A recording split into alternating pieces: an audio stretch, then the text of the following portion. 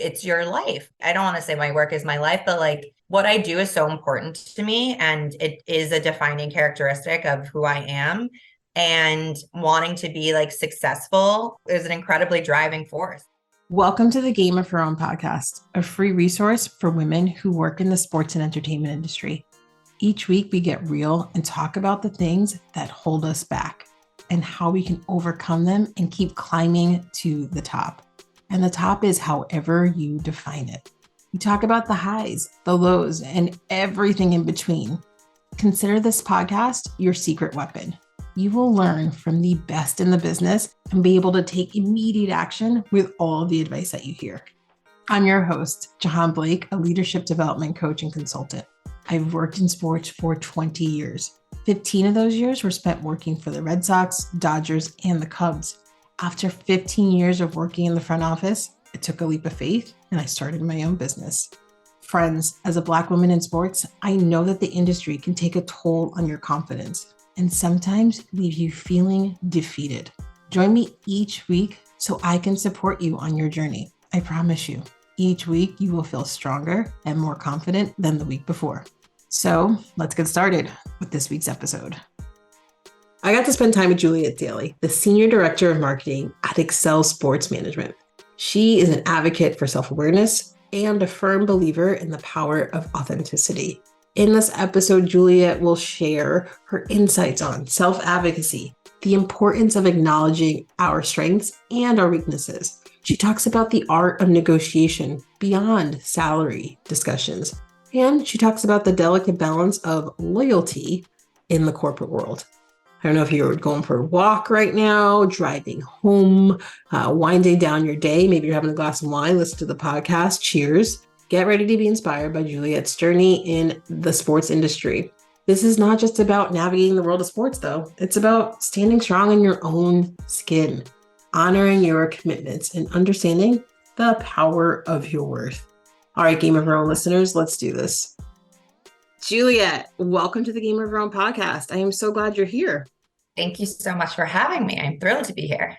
All right. So before we jump into your career, and I'm excited to learn more about what you do, and you've been there since college. So I do have a ton of questions about that. But before we even get there, tell us when you first fell in love with sports. I think that I first realized that I love sports maybe like more than the average Joe was when I went to Barnard, the Women's School of Columbia, and I ended up writing for The Spectator, their newspaper. We sort of like went around like day one doing all the different beats, and they were like, and obviously this is sports, and we profile athletes, and it was like the first time that I was like, oh, I could like do sports as a job, and I'd never really thought about that. And I grew up in a household where the dinner, like Sunday night dinner, was always around the game. We'd have people over around whoever was playing. I'm from Chicago and grew up in the 90s, so was fortunate to have Michael his entire career there.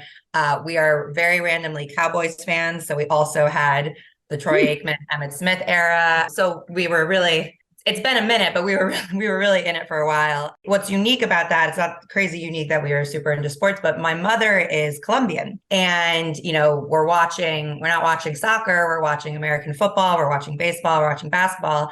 And nobody was more into it than my mom. And like, she knew exactly what was going on. To this day, she's like got stats down, took it so seriously, would actually like watch separately in my dad's room because like she didn't like the energy that we had. She felt like she could literally affect the game more on her own. And she's Colombian and very religious. So would like have her rosary with her as she's like praying for Michael, like literally the biggest Michael Jordan fan ever. But I think the love of sports comes from the fact that my mom is not from here and somehow just kind of adopted all these teams on her own so seamlessly and so seriously.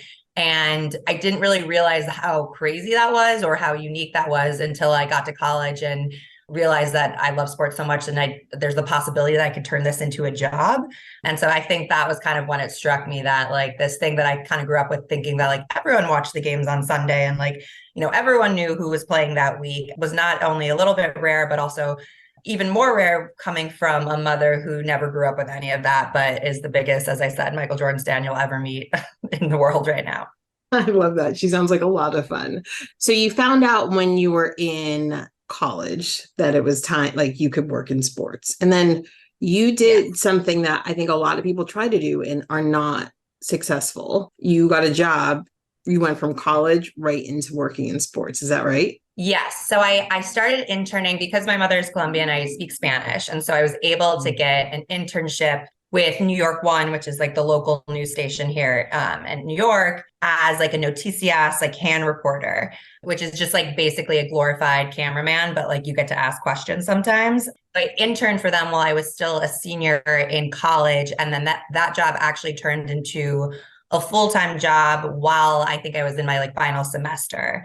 And because I also was interested in sports or wanted to do sports, they basically were like, okay, fine, you can do sports like in the evenings and noticias during the day. At that time, my goal was to be a reporter. I was obsessed with Aaron Andrews. I was like, I want to do the profile pieces. That's what I'd been comfortable with in terms of writing with the Spectator. You know, as it turns out, like I just was not a very good reporter. I don't know. I just didn't come off great on camera. Like I think I was either way too like bubbly. And then when I tried to not be bubbly, I came off like angry and serious. And I just didn't have the bug that some people have. It's a really, really tough industry. I'm so in awe of the people that can do it. But I remember, like I was actually working in New York One when Sandy hit, and everyone was like excited because they were like amazing big news story. And I just felt like dread. I was like, I don't want to do this. And granted that was news and not sports, but like you kind of need to have that feeling of you want to be where the story is. And it was very clear that like I didn't want to be where the story was. And so What? I know. It was just, I'll be completely candid. It was just too hard. It was really hard. You didn't really know what your schedule was. The pay is not great. You really have to go kind of in the middle of nowhere to make your name and work up that way. And you have to love it. And I knew pretty quickly that like I didn't have that tenacity specifically for that career. I love Um, that part. My question for you though is you excel. Let's go back to you knew you weren't a good reporter. Like, was that you being hard on yourself, or was it a combination of you just being like, God, I suck at this, but also receiving feedback that aligned with your gut feeling? Combo of all, like I think that when I ended up doing interviews, I think like my strength came through in that. Like I felt familiar with the sort of profiling that I had as a background, and chatting with athletes at Columbia. And as soon as I was able to sort of be natural with like another human, I think I was good at that. But any of the sort of like camera to camera where it's a little like not genuine and you gotta kind of hit these marks and talk in a certain way, like it was just really clear that I was like acting at that. And so, I think someone put it nicely there, like you can really only just be you, it looks like. And so, that was not necessarily what they wanted on camera. So I'll take that as a compliment, but also self-aware enough to know like it was just not a strength of mine to do that. I feel like sometimes, like when we're a junior in our career, like we just are like either self-doubt gets us and we run the other direction, or we're just going to keep trying to push through and force something that isn't meant to be. And you nailed it, right? Like you were self-aware enough to be like, all right, well, I literally can only be me. There's no point in acting. I could keep trying, but let's move on to something else. Like you had that self-awareness. Did that come internally from just you, or did you have like people that you trusted that were also helping you through that? I mean, I think a lot of it, like I remember, I have a reel that like lives in infamy to this day. Like and like my family gets a big kick out of it. And like, I knew it just like wasn't great. And like, that was me trying really hard and doing my best. I think it was the level of seeing the other talent. And also, again, just seeing kind of how excited they were about certain things that to me, I wasn't as excited about. And just sort of knowing, if your heart's not totally into it, this is going to be like, it's already such a tough industry. Like it's, to really, really make it as a reporter, you essentially become famous. So it's, it's the same level of fame as, obviously not the same level, but the desire is the same to kind of like have a recognizable name if you're going to have a successful career. And that happens like, that's a really far reaching goal. And knowing that maybe I wasn't 100% into it and also maybe not like going to be successful. Like it was a dual combo that I was like, okay, this is not not going to be good for me down the road. And honestly, like I remember I've done so many internships at that point. Like the best part of like going to school in the city is that I think me and my roommate had internships every single semester for the 4 years that I was at Barnard. And I'm doing like a ton of random stuff. Like I worked at one point for like Working Mother magazine. No idea why, couldn't tell you. But like it was a magazine and I was like, sure, like writing, so that kind of makes sense. I think that because of that, I was able, like, I remember taking jobs and work as like, it didn't have to be what you were going to do. Like a lot of it was sort of to figure out what you kind of didn't want to do. And so I think I had experience in that it was definitely scary. And I knew I wanted to do something else and it's hard to find a new job and pivot, but I felt like that it was okay to say or know that like, this wasn't for me because I'd had experience before where I would learn that this wasn't for me and other things too. I always say like that's really important, like feedback and information. And it's obviously ideally it's something you do want to do, but you're still learning if you find something that you don't want to do.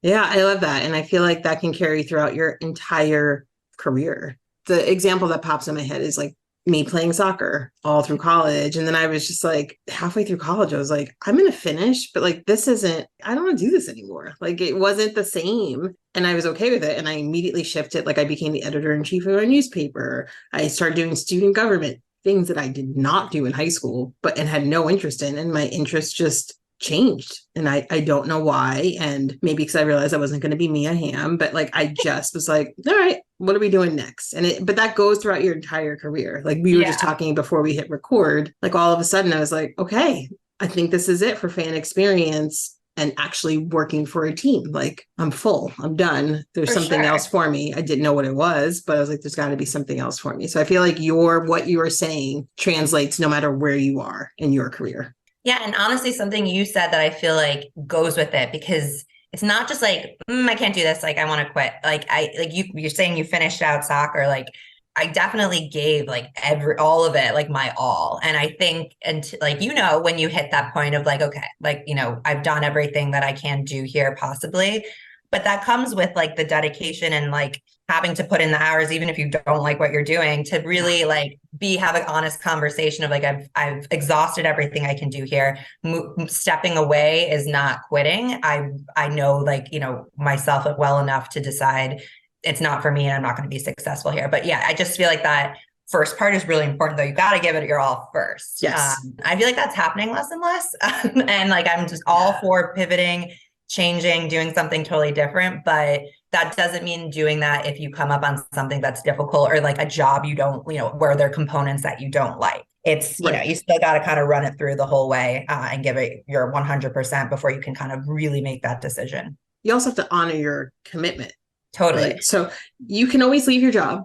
So you guys listening, I'm not saying stay in your job for at least a year because you said you were going to do it. But while you were there and say you start looking for another job, you got to honor that commitment. And gosh, it's a small world. Everybody knows everybody. And it will come back to like bite you in the ass if you just kind of push things off because you're like, this is too hard. This is not what they promised me. That happens all the time, right? This is HR sold me on this job and it's not what they promised me at all. Like, but if you turn around and, like, what does Michelle Obama say? Like they go low, you go high. Like you can't, like you just can't, you got to honor your commitment, push through it, do what's best for you, but make sure you leave on a good note or move positions on a good note, whatever that looks like. 100%. I mean, if I'm candid, I think like day one at New York one, I was like in the back of my head, like, this ain't it. But I was there for 2 years and they were surprised when I like, so nobody knew that my attitude was like, wow, I want to leave. But, because like, I didn't know if I could, I didn't know if I'd find a new job. And in the meantime, that's your job. But, you got to do well at that, even if there is a part of you that's like, I want to get out. But like, I learned so much at New York one. Like I know how to work a camera. I can edit. I weirdly know the most bizarre boroughs and areas of New York. Like we'll go somewhere and I'll be like, I was here once. Like, so, it was all like, it all like benefited me in the end. It was 2 years of me not being totally happy where I was but still kind of sticking it out and, making that real and doing all that stuff just to see what was out there for sure. And before I actually left for Excel, they offered me a job that would have been like my dream job, a year earlier, which was like local reporting on air, in New Jersey and like the sports or, like a very like local town or something, which being in New Jersey, so close to New York, was like a great gateway to get into like, Manhattan sports and news. And so like it would have been great, several years before. So like, that hard work and eventually did pan out in some capacity. I just like knew that that wasn't really the route that I wanted to go. So you ended up at Excel Sports. So tell everybody what you do now. And I usually say who you do it for, but we know it's Excel Sports. So what do you do now? So I'm senior director of marketing at Excel. And so I work across both baseball and football. So I have two football clients. I have Daniel Jones and Trevor Lawrence. And then I have probably like 10 or 15 baseball clients that I've worked with I've been there for 10 years. I started in 2013 and I was predominantly baseball in the beginning. And so when you say marketing, I feel like it's like a large umbrella word. It encompasses a ton. I started doing client servicing for clients like right when I began working. I was the assistant to Casey Close, who's the partner and president of our baseball team.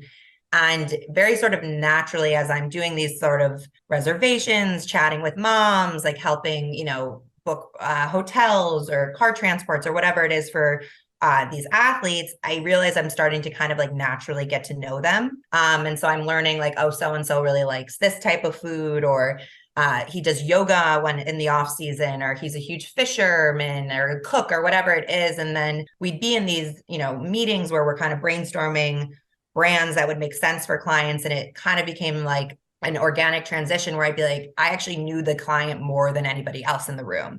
And so the transition to marketing was very seamless because it was sort of what I was already doing, where I'd be like, hey, we should reach out to this company because so-and-so mentioned that he always eats KFC before any meal or before any game or something like that. So right now I still do marketing for baseball and talent as well as our football talent. And that means that I'm constantly it either kind of happens two ways. So either I hear something from them that they're interested in, or I learn something from them that I think is worth pursuing.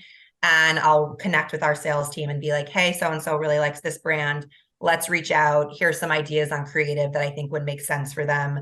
Here's what I think the deal should look like. Here's what he'd be comfortable in doing. And then we approach them. On the flip side, we'll get approached by brands who are interested in the talent that we work with. And they'll come to us with a deal, with creative, with ideas for deliverables.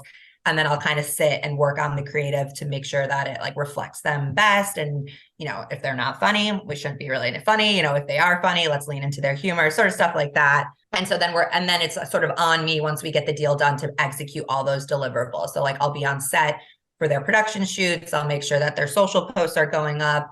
If there's a charitable element, we'll figure out what makes the most sense to align them with. And then honestly, there's like talking about, still doing jobs that you like don't love.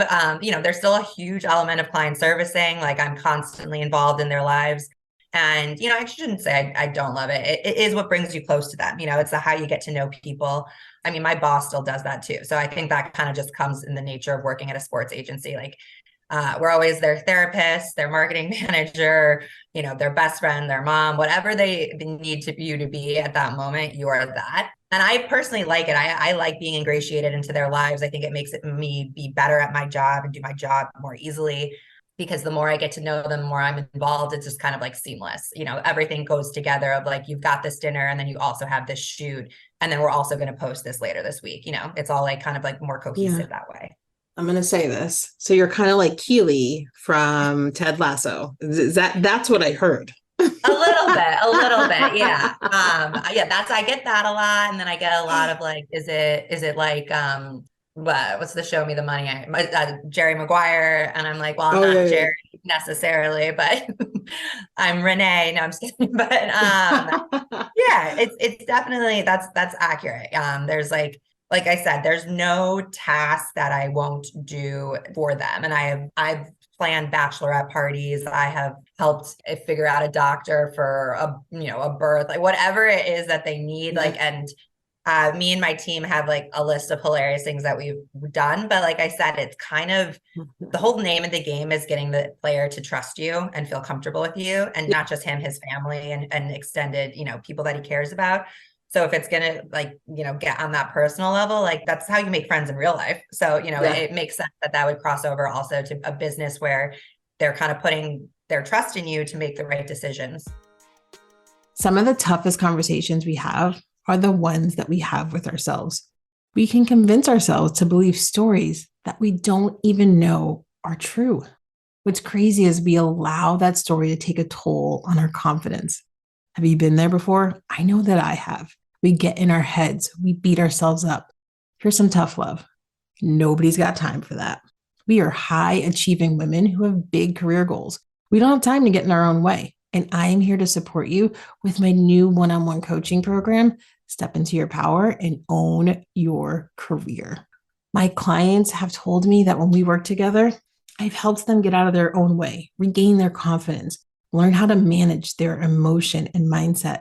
They've told me that they've been able to get their voice back and use it with confidence. The most important thing, they've told me that we've identified the obstacle that was getting in their way.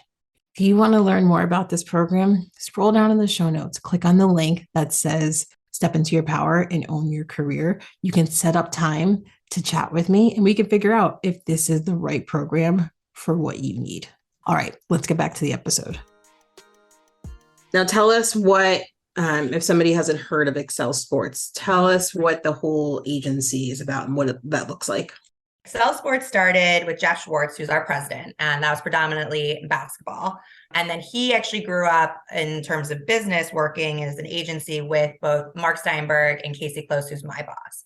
So Mark is in golf, Casey's in baseball, Jeff is in basketball. And it's very cute. They literally are like incredibly good friends and they've been friends their entire careers. And it's interesting because basically when they came together to make this agency, they had all had experience at different agencies in the past and basically took the things that they liked from those agencies, brought it to Excel, and anything that they didn't like, they kind of left behind. So they had this really good like foundation of experience of like what they knew worked and didn't work. And, you know, I think people always ask me like, are they genuinely friends? And the truth is like, yes, like they are truly like buddies. They don't make a decision without, you know, all of them kind of conferring together.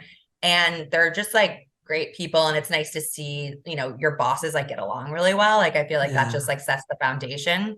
And so the agency started as a, like I said, basketball, we opened up into baseball, and now we on also golf. And my other boss is in talent. And that is where sort of the quarterbacks come into play. Our football comes into play.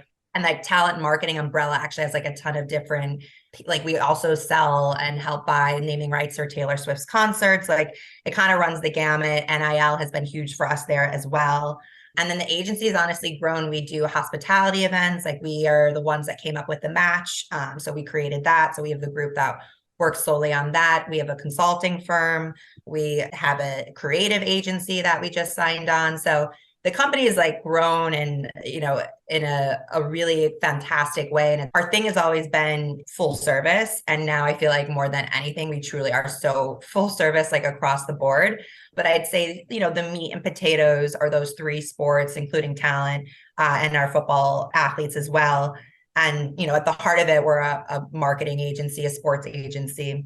But, you know, like I said, we've really just kind of evolved with the sports world as it's grown. And as we've seen something that would make sense for us to kind of capitalize on, we've essentially brought that into the company. You're with an amazing company that, like, I love what you just said, like your bosses, the leadership, they get along really well, the owners. So that I'm sure that trickles down for sure. And then I hate the word trickle down or phrase, but you know what I mean. Trickle across, it sprinkles everybody. But tell me this, you started, right out of college, you're very self-aware, so you know what you're good at.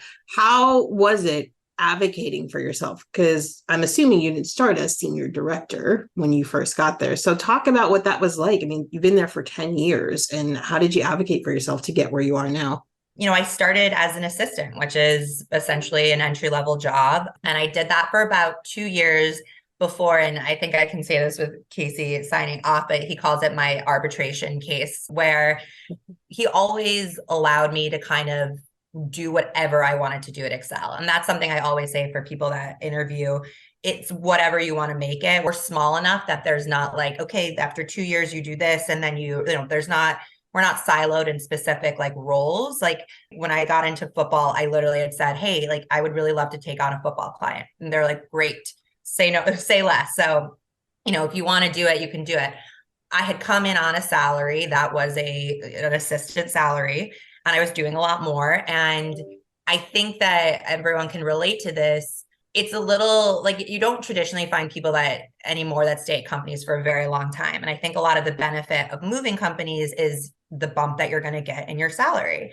And you're kind of sometimes not like rewarded for your loyalty in a way because it's based off where you start on your salary. And even if you get a big increase, like you're not coming in at a new number, if that makes sense. So I had to have, Casey stuff calls it my arbitration case, where I created a PowerPoint and I went through every single client that I work with, deals that I came up with, the revenue that generated, my relationships with them, what we thought they would be down the road, et cetera. And I basically had a presentation. And honestly, like, Casey's an incredible boss and we're very close, but like, I was literally like, my voice was like shaking as I was talking. And he was like, at one point he was like, you got this. Like, I'm listening. Like, don't be nervous. Yeah. Like, Yeah. like, go for it. And like, bless him for kind of just like, I think he was going to, I think he was sort of like, I got it. Like, don't worry. But he let me go through my entire presentation. And it really took like me explaining that, like, if I was to come into this new role now from outside of the company, I would be at a really different tier than I'm at now as coming from an assistant. And so like having to kind of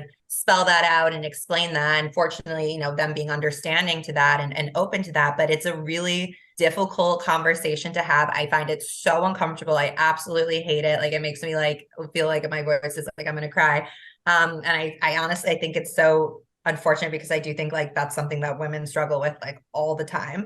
But it was my career. And like also we live in New York City. Like you got, like I was like, I literally cannot, afford Nope. to stay here unless it's, a certain level. And so while it was uncomfortable, I also really did put like the time and energy into finding a way to really show him. So it wasn't like, I just deserve this. Like it was like, and here's why, I'm valuable to the company. And here's why it'll be uncomfortable if I was to leave the company, and sort of balancing both that, but also being grateful for like being given the opportunity to kind of work on those other things. So it was like kind of a balancing act of being like, thank you so much for all of this opportunity. I didn't go to business school. Like I don't have a marketing degree, and you've really trusted me to kind of do all these things without a background, but I also need to be compensated for it. And so kind of like that fine line. And I think just putting the time and energy into like a proper presentation, like made me feel a little more comfortable talking about it. Yeah. So I hear transparency, talking through the nerves. So talking, even if your voice cracked, you kept going and you were nervous about it. So if your voice was cracking during it or shaking during it, that means you were nervous before, right? So like you still did it. And like, I love the transparency. Like you were like, thank you. I'm grateful to be here. I put in my time, you know what I mean? Like I've done this. I know that I don't have XYZ, but this is what I can bring to the table. Also, if you want to keep me, you need to pay me more because I can't live here and do that. And I'm not just going to move to Jersey or the Burbs just to, you know what I mean? Like, or Staten Island just so I can live here. Not there's anything wrong with those places. I'm from New Jersey, but you know what I mean? Like, it's just like you were super honest and said what you needed. And I don't want to say you weren't afraid to ask for it, right? Because we're all a little nervous, but you did it. Like you felt the fear and you did it anyway. Completely. And like, not to like gender it, but like, I know that a man would have no problem doing that. And I knew that that was happening without any like hesitation or like, stress about it. So like, and I kept telling myself that like over and over in my head, like people are doing this and having these conversations and not thinking twice. Like you are just allowed to do it just as much as they are allowed to do it. And something my dad always said when I would go for interviews was like, tell them that you really want the job, that you really want to work there. And in that same vein, like to Casey was like, I don't want to go anywhere. I am loyal to you. I want to stay here. I know, I like it and know that I love what I'm doing. And I think that kind of, like you said, that transparency is helpful because they like, they want to hear that too, that what they've created is like something that you're proud of. And because of that, like I said, it's not very common that someone my age stays at a company for 10 years. That doesn't really happen anymore, but they've done right by me and have like listened to me, but it didn't come without it's difficult. Like I said, I don't enjoy it at all, but you kind of have to do that. You have to advocate for yourself and I will say, I was going to say nobody else will. I fortunately have like really great female mentors in the company as well, who certainly did. But at the end of the, you gotta do it for yourself as well. Yeah. And so tell me this. Okay, so now you get what you ask for. I win my arbitration case. There it is. I love that. You win your arbitration case. And now like, here you are. Okay, so now you get more money, a different title. Did I get that right? You started a new position. Is that right? So Yes, I got a different title. Exactly. Yeah. So now you got it. And it's like, oh shit. Like, was there any self-doubt or like, anxiety or fear that came along with getting what you wanted? Absolutely. Yeah. I was really nervous the next year to like prove that everything, they had agreed to was worth it for them. And I just, I honestly, like, you have that in the back of your head of like, okay, like you got to make it like worth their while for, everything that you asked. And honestly, I think it was around that time that I started saying, I'd love to take on a football athlete. And I think, showing like I'm good. I remember too them being like, well, does that mean you would lose any of your baseball clients? And I was like, not at all. I was like, I will, in addition, want to just take on a new athlete altogether. And my guys who I work with right now won't feel any differently and won't see the difference. And like, I'll add this to my work plate. And so I think kind of showing that I wanted more was like my sort of way of being like, thank you. And I'm going to make it worth your while, essentially. You were there, you were nervous, but it sounds like to me, like your theme is like, you just like push through all of that. Like you feel a little nervous, but you're like, okay, I got to prove myself. What am I going to do? Instead of talking to yourself about how you might not be good enough or how you might fail. Is that fair to say? Yeah. And like, it takes me a while though, like I had to get like up the nerve to chat with Casey, get up the nerve to, ask for the talent. And it's all not without being like entirely scared and nervous, like 100% all the time. But I think like the thing that would drive anyone is that like, it's your life. I don't want to say my work is my life, but like what I do is so important to me. And it is a defining characteristic of who I am. And wanting to be like successful is an incredibly driving force and, wanting to feel comfortable. And also, I think, fortunately, I do know that I like what I do and where I work. So I didn't want to go anywhere else. That kind of like helped me be ambitious where I was because I was like, I want to stay here and let me carve out a way to stay here because I don't really want to go anywhere else right now. I'm happy with what I'm doing. Which is rare. It doesn't happen all the time. But I think then people use that same power of pushing through to go to like a new sports world or a new job or something like that, just directed elsewhere. Yeah. And it sounds like your, owners know what they're going to get with you. Yes, like, definitely. Yeah. Yeah. Just in like the first 5 minutes of talking to you, I was like, all right, she's just like, she's going to say it how it is. Like this is me. This is for better or worse. I know.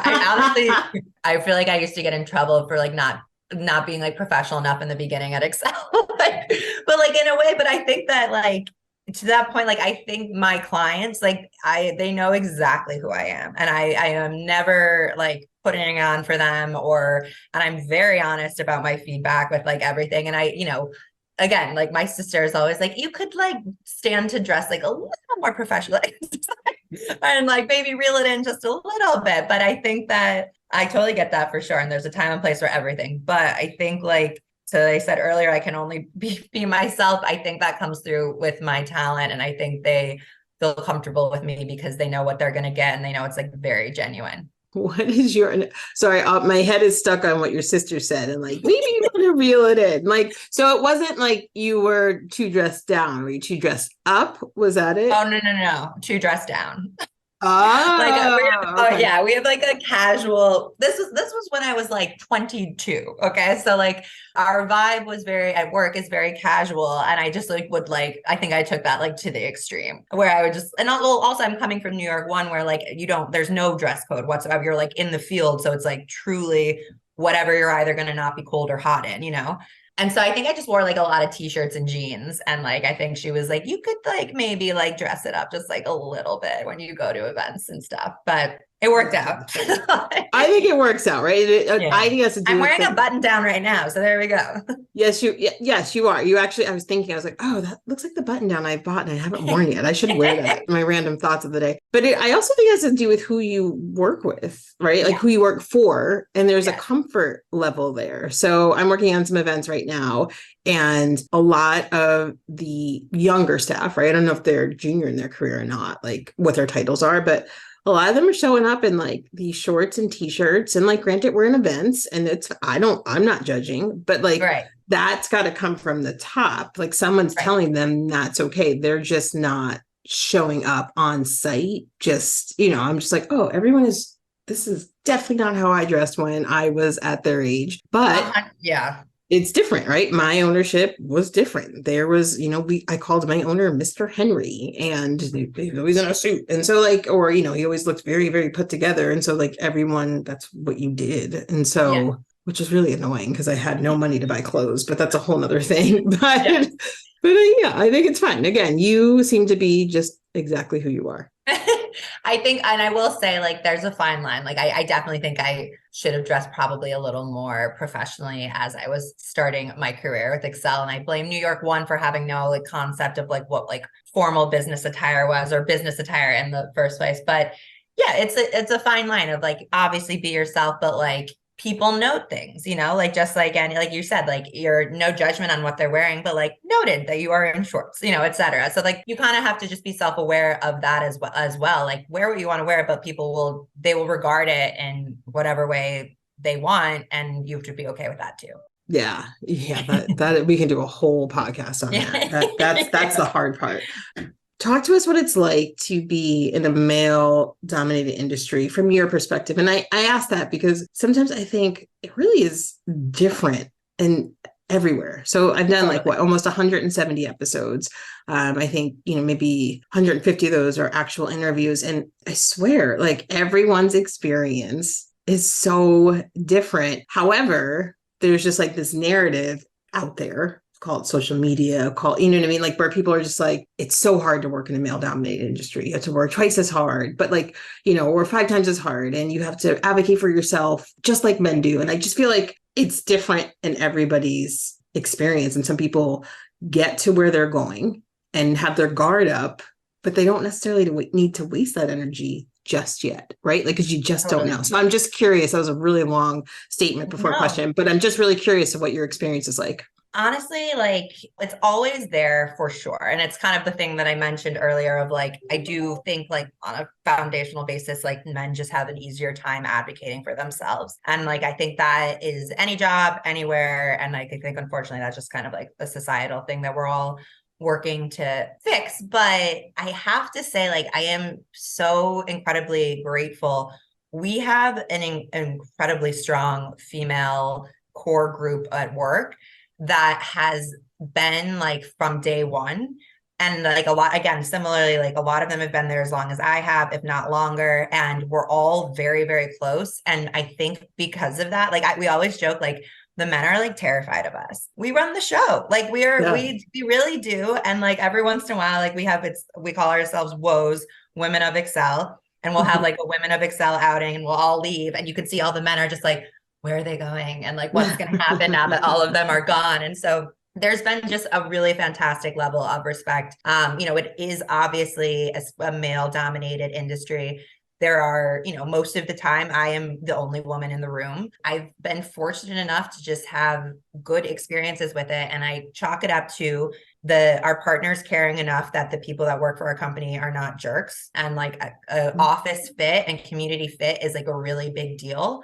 And I chalk it up to having just a strong foundation of women where I just feel very supported by them. If there was ever an issue, like I would have like a ton of ears that would be willing to listen and 100%, have my back. And I know that's super rare in sports. Like I had actually like when everything happened with me too, I had so many people reach out to me like, oh my God, like, has anything like that ever happened to you? Like just, I'm with just athletes all the time. And like, it is like, like I said, a male dominated world. And like, it goes to like, not only do, we try not to hire jerks, but like, we don't really work with bad people. We work with good people. And I think if, a talent was ever disrespectful or like rude to me, and if I brought it up, like that would be a problem with the partners. Like, that would not fly. And I know that, and having that like feeling of support has made it like very easy for me and fortunate for me. But like I said, like strong women who are like amping each other up, who are close, like, some of my best friends are at work, like have been with each other for all these life milestones. And so I just consider myself very lucky, but it's so funny because I almost feel like what I've found is that sometimes it's almost more difficult with women a little bit. Like I feel like there's this connotation that like if you're not like really strong and like, hard and tough, then like you might not be Yeah. taken seriously, which I understand. And that again comes from like foundational societal issues. And I understand why someone would be like that, but that sometimes almost creates more of a divide between like women and success than just like banding together and supporting each other, which again, this is all sounds very like, rainbows and butterflies. And like, fortunately, like I have a great group of women that work at Excel and that we have like I said, we run the show and the guys would be the first to say that like we are in charge. They listen to us and having each other makes that all possible, really. Yeah. So I love that. And I love what you said. Like there is that misperception that you have to go in guns a-blazing as a totally. woman. And Yeah. I've been there, and boy, did I see that didn't work. I was like, this is stupid. Like Right. I'm making assumptions about all of Exactly. these people who, and I say people, I mean these people, I mean men, and older white men who have been in positions for a very long time. And yes, there were some that were going to be difficult, but me not being myself and me going in guns a-blazing, which is not my style at all, isn't going to change them, right? Like, and being myself might not change them either, but you might as well be yourself and do you. And when I looked back, I'm like, oh, I don't know that it damaged my reputation because I've been here a long time now and people know who I am. But at first, I don't think that gave off the impression in the brands that no one was saying brands then, but like, right, that was not my brand. And that is not my style. And now I'm that way. And you know what? The ones that don't want to work, like, and the ones that like want to be difficult and make my life harder, they're going to be that way no matter what. So you might as well be yourself and have fun and have people kind of support you for being who you are instead of trying to be some guns a-blazing, because no one likes that. For sure. And my manager and also my mentor, Sterling with Excel, is like the nicest human you will ever meet. And she just kills everyone with kindness. And that does not mean she's a pushover. Like she's like she gets her way and she gets like exactly what the talent wants and like is 100% so incredibly good at her job. But she just does it with a very nice smile on her face, very firm and so polite that you almost are like, what just happened? Like how, like, like you like agree to it without, and she's like, that's so great. Thank you. Like, and it just somehow she like gets it done. And that's like the example that I had. And like, I'm not saying there are not times that you got to be forceful and put your foot down and 100% stand up for yourself. And like, that has obviously happened, but I always start from a place of like, I'm going to give this person the benefit of the doubt that they are kind and keep going with my level of like politeness and kindness and respect until like it's very clear that we're not going to reach a solution. But for the most part, like I find that more successful. Like I just think like being nice, like it kind of puts people on their heels sometimes where they're like, oh, okay, like I guess I have to be nice now too. But it works a little bit. It's a little bit of like a Jedi mind trick there. Yes, totally agree. All right. Are you ready for rapid fire questions? I'm ready. Okay. What is your favorite sports moment? But just because it's topical right now, I think Brandy Chastain, the Women's World Cup. I still get okay. And between that and Carrie Strug Olympic vault on her ankle, both of which I just like core memories with like watching with my siblings and like being like so unbelievably excited for Team USA. I think that's what I'm gonna say. Yeah, those are good moments. What is something people always get wrong about you? That I'm not Spanish, or that I am Spanish rather. That's awesome. What is one food you wouldn't want to give up? Tortilla chips. All right. Are you a morning person or a night person? Morning. Favorite holiday? Halloween. You are crushing these. Dog or cat person? Cat. All right. What's one product wait, did you say cat? Wow, I would not have taken you as a cat person. I love dogs as well, though. Like I love animals. I'm a little scared of dogs sometimes. I'm a little scared of cats, actually a lot. Yeah. And I have like a black cat. So he's like a scary looking, like my friends are like, he is the epitome of like a Halloween cat. We just grew up with cats. I don't know. Like, it's like, that's like all I knew. We're like, it's actually creepy. Like we're all like, my brother has 2 cats. My sister has 2 cats. My parents have a cat and I have a cat. Like my poor husband was like, what is going on? Like, this ain't it. But yeah. What's one product you seriously stockpile if you found out they weren't going to sell it anymore? I honestly don't know. Probably some sort of like face cream, I would say. I honestly don't have like a go-to one. That's bad. Nothing's coming to me right now. That's all right. Some sort of blush. I don't know. I have no idea. Like some I'm taking my cat and that's it. I'm good. Yeah, my cat and my tortilla chips, and I'm good. What's your favorite app? I love TikTok. It's bad. It's evil, but it's so freaking entertaining. It's so good. I love TikTok. Who's your biggest inspiration in life? I'll say my mom, just because I started with her also. Came here not knowing any English, raised 3 amazing children. But no, I think that, it's her love of sports that really kind of got me all into this, and like her hilarious dedication. So I'll say my mom. All right. As a child, what did you want to become when you grew up? I like a horseback rider. I was like very into horses. And I didn't even like ride that much. It's a little strange, but yeah, horseback. I thought I'd be like a horseback rider at some point. All right, last one. Finish the sentence. The future of women working in sports is powerful. I love it. Juliette, this conversation has been so fun. Could talk to you for hours. If someone wanted to get in touch with you, how can they go about doing that? My Instagram, I think, would be the best way. It's like hilarious. It's Big Red Daily, BIGREDALEY. Well, last name. I was like, wait, does it have to do with the golfer? But your last name. No, it does not. Fantastic. Thank you so much for spending this time and donating your time and sharing all your stories. We appreciate it. I appreciate it so much too. Thank you. So what did you think of this episode? Do you know another woman who works or is aspiring to work in sports? Would you do me a favor and share this with them? It would mean so much if together we could support and inspire other women on their journey. And let's stay connected. I love meeting and talking to new people. Follow me on Instagram at Jahaan Blake and join the free Game of Her Own community by visiting jahaanblake.com. I can't wait to meet you.